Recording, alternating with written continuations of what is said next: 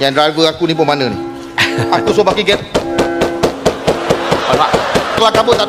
Dah buka, masuk. Kau kena? Saya parking kereta bos tadi, tapi sebab parking dia orang penuh, jadi saya terpaksa parking menegak lah kereta bos.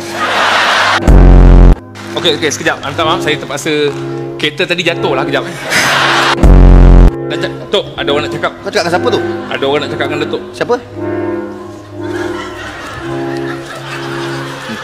Saya punya dia Iman cakap. Kerja macam mana sekarang ni? Saya buat kerja banyak, semua tukang. Pagi tukang kebun, tengah hari tukang masak, petang tukang urut, Malam? tukang kang duduk rumah tak larat lagi penat. Terlanjur ada mangkuk dalam air tu. Boleh tak tengok-tengok kambing?